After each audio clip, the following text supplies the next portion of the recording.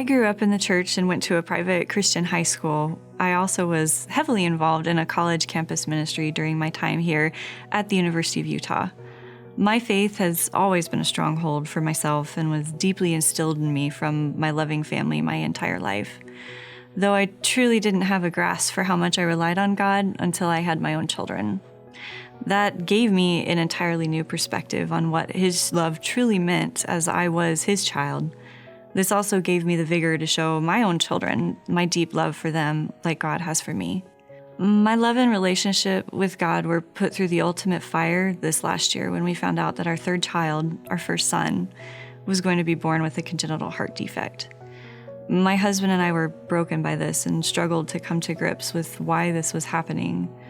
This uprooted our entire lives, and we had to move from our home in Montana back down to Utah to seek the proper medical care for our son.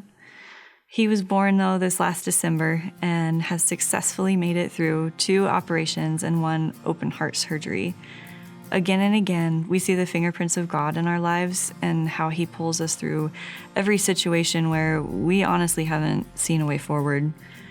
As a mother, I've had to give my most precious thing to my heart, my own children, over to Him as I have truly no control. I have found resounding peace in that because we are far from over in this journey, as our 3-month-old will prepare to have another open heart surgery within the next 4 months. This uncertainty is still looming, and we find ourselves truly relying on God and His faithfulness to protect our child the only way that He can, knowing that He loves my son even more than I do.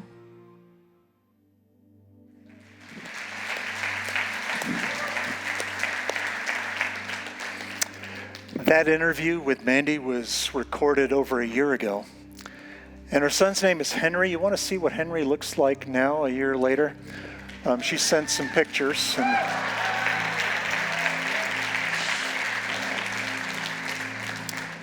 And I love the part of Mandy's story, right? She grew up, even as a child, knowing the promises of God. And she had the faith of a child when she was a child. And that's good and right. But I think we can also relate to this. And when we become adults and we run into things that are difficult, that are hard, that we never would have chosen, that's when we really find out that the promises of God are true. And we go beyond having an intellectual understanding, and we discover that, no, it's real.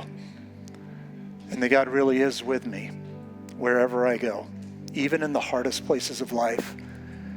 And those are the places where our faith is deepened and strengthened and matured and grown in ways that it cannot be done anywhere else. And so you might be in a difficult place today, and I hope what you can take from that story is this: that God is with you where you are. And even if that is difficult today, the promises of God are true. And He is with you.